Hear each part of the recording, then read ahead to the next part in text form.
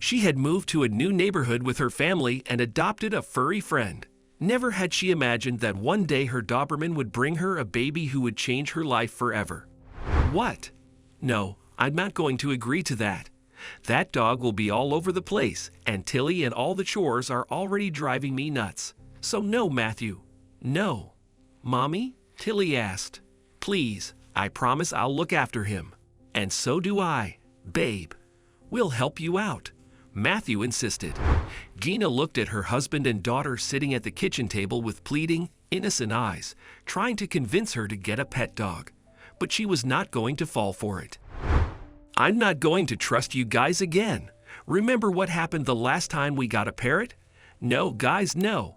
The house is still a disaster, and I need to get back to work as soon as possible, Gina said as she picked up some cardboard boxes and disappeared into the master bedroom. Mommy's not gonna allow it, Daddy, Tilly said sadly. But I want a dog. Hey, princess, Matthew whispered. Let's get one without telling Mommy, okay? I bet she'll fall in love with him. But no, Gina did not fall in love with the pet dog, at least not instantly. When she returned home from work a week later, the overly affectionate Doberman pounced on her and began licking her face, and Gina freaked out. Matthew, get him off of me, she screamed. Matthew laughed. Well, he seems to love you more than Tilly and me. Why don't you pet him? Gina sighed. Good Lord, what am I supposed to do with you two and now this thing? Tilly grinned and wrapped her arms around the Doberman's neck. Washington, Mommy, she chirped. His name is Washington. You don't need to worry, Gina, Matthew said. He's a trained dog. He won't bite our daughter. In fact, he seems to love her already. Also, it's for our safety in the neighborhood. You know what I mean. Yeah, whatever. Gina rolled her eyes. I still can't believe you guys did this behind my back. I'm done with y'all, really. But you know what? No. You better send him where he came from. Come on. Don't be a bummer, Gina, Matthew said. You'll end up loving him. Please. I still don't agree with this. Good luck taking care of him. And that's how, with slight disapproval from Gina and a lot of love and acceptance from Matthew and Tilly, Washington was welcomed to the Hayden household. Matthew and Gina had recently relocated to a small house in a new neighborhood in Pennsylvania after Matthew's job transfer. Because the crimes, especially daylight robberies, were at an all-time high in the area along the highway, Matthew suggested they get a dog. Tilly had always wanted a pet, and despite Gina's disapproval, Matthew secretly adopted the Doberman from a shelter and brought him home. Washington was sweet, and Tilly adored him, but Gina wasn't mentally prepared to welcome him home. So she decided to sell the dog secretly and tell Tilly and Matthew that he'd run away. Gina even found a buyer online, discussed the details, and set up a meeting with him. Thankfully, Tilly and Matthew were out shopping on the day she was supposed to meet the buyer, so Gina decided it was the right time to get rid of the unwanted dog. But as she was driving to the meeting with Washington in her car, Gina suddenly pulled over at the wayside and said, "No, I can't do this. I can't." She then looked at Washington and sighed. She remembered his admirable brown rusty eyes, how he licked her cheeks with affection despite her distaste for him, and how Tilly and Matthew adored him, as if he were already a family member. So no matter how much Gina had wanted to get rid of him, somewhere in some nook and cranny of her heart, she had developed an affection for this pet dog. So instead of getting rid of Washington that day, she turned the car around and drove back home. Mommy, did you take Washington for a drive? Tilly asked when Gina got home. Matthew and Tilly had already returned from shopping. Gina smiled. I did, she said, and I'm glad I did. I think he's the best dog. We love him. Don't we? Yes, Mommy, he's our family, Tilly chirped. But neither Gina nor Matthew and Tilly could have predicted what happened next. It was nothing less than a nightmare, and Gina's heart shuddered that day. Gina was arranging the week's groceries in the kitchen while watching Tilly and Washington play in the front yard through the kitchen window. She must have been gone for about 10 minutes when she heard Tilly's screams. Mommy, Mommy. Gina dashed from the kitchen counter to the window and saw her daughter pale and pointing her finger at something. When Gina looked beyond Tilly's shoulders, her hands went to her mouth in shock. "Oh God, Tilly, Washington!" Gina screamed and dashed outside. As Gina approached Washington, she couldn't believe her eyes. In front of them lay a little figure, a baby, crying and throwing her small arms in the air. Washington had carried the child all the way to their house. "Oh, you sweet thing!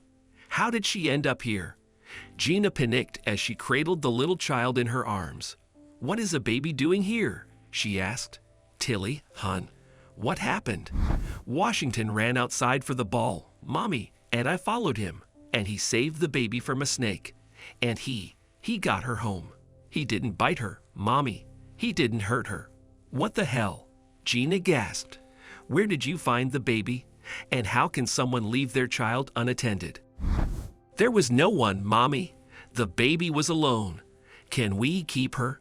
"No, hun. God, no," Gina said worriedly. "We need to take her home. Washington, where did you find her?"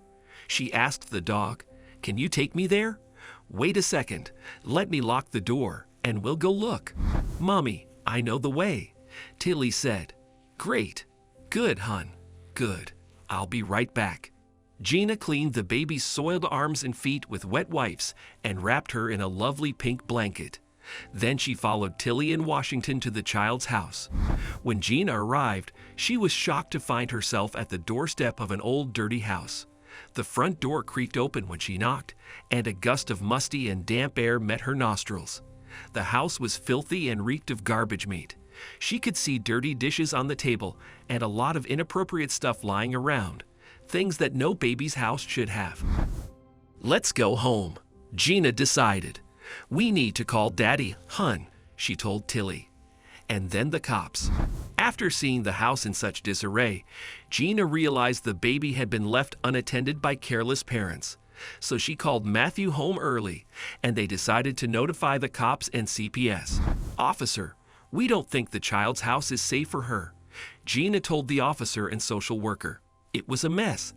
I mean, it seemed like nobody has been living there, and whoever is, they might just be returning home for a few hours and then disappearing again. We've dispatched a team to check about the family's whereabouts. Could you please repeat the events of this morning?" the officer asked. Gina told the officer how Washington and Tilly had found the baby, and he nodded.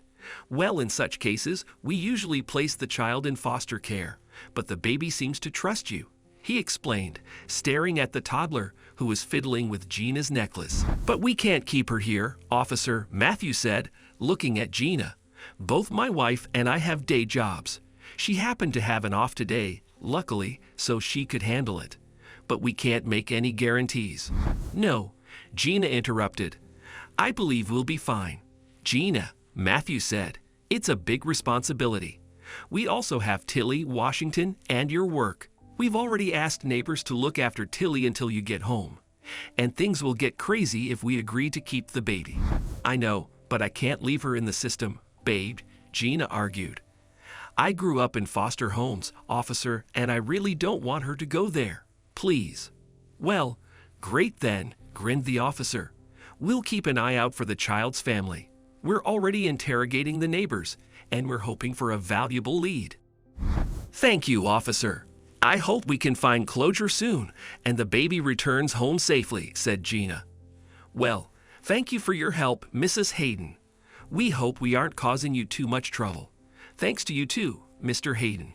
No, it's all right," Gina sighed. Gina did not know anything about the baby yet decided to keep her home. Bella, as Tilly named her, was a huge responsibility for the Haydens.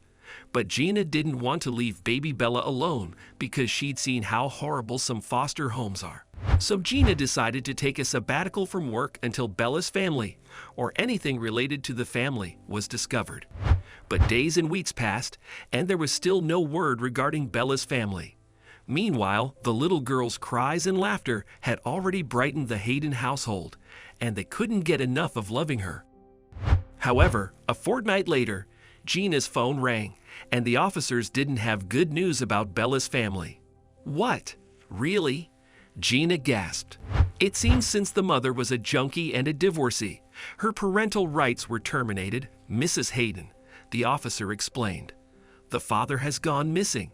According to the neighbors, he was a problematic man, and the grandchild was being looked after by her grandmother, who appears to have forms of dementia. We found her in a hospital on the town's western outskirts. She'd been crying for days and imploring the medics to find her grandchild when she was taken to the hospital by some locals. She had gone to a grocery store just down the street, leaving the baby alone, and she had no recollection of what happened next. The mother was found unconscious in a hotel. She was inebriated. "Good Lord! So what shall we do now?" Gina asked, holding Bella close to her, her phone held between her left ear and shoulder. The family is obviously unfit to look after the child. "Well, that's up to the court to decide, Mrs. Hayden," the officer said. "For the time being, we'll have to bring the baby. A team will be dispatched to your residence." Gina stood there, heartbroken, as the officers drove Bella away in their police cruiser. "Are we never going to meet Bella again, Mommy?" Tilly asked in tears. "I loved her. She was like my sister, Mommy." Gina scooped Tilly in her arms and said, "Bella has a very sad family, hun. She will not be happy there. So I need to speak with your father and Bella's family, and we'll have to bring her back." "Will Bella stay with us forever then?" Tilly asked. "I'm not sure, hun," Gina said. "It depends on what the court decides. But she's a lovely, lovely thing, and I feel awful for her." And so it happened that Gina and Matthew decided to adopt Bella if everything worked out. But Bella's birth mother, a woman named Christine, claimed in the family court that she would get back on her feet and look after her daughter. "They can't just take my child away," Christine cried. "I'd love her, Your Honor. I really love my daughter, Oki. It's just that my circumstances have forced me to make some decisions that I'm not proud of. But please, I hope you understand." "Mrs. Contreras," the judge said, "I'm afraid your actions following the termination of your parental rights have not been beneficial for the court to place a child's care and faith in you. Furthermore, we've received word that you were missing for several days, leaving your kid with your elderly mother. As a result, the court..." And it was then that something magical happened. "Mama," exclaimed Bella as she looked at Gina. Gina's eyes welled up, and the judge smiled. "So to me, it appears that," the judge continued, "the baby has picked her mother, which has simplified my responsibility as a judge." In the end, Bella became Gina and Matthew's daughter, and they were delighted to have her back. But the happiest of all was Washington, who not only brought Bella to her new family, but loved her scent and showered her with drooly adoration, licking her tiny feet and hands. What can we learn from this story? Family is more about commitment and love than biology. Gina and Matthew embraced baby Bella and became loving parents to her. There's a reason why dogs are a man's best friend. All thanks to Washington, who saved Bella from a snake. The little child was pulled out of a miserable life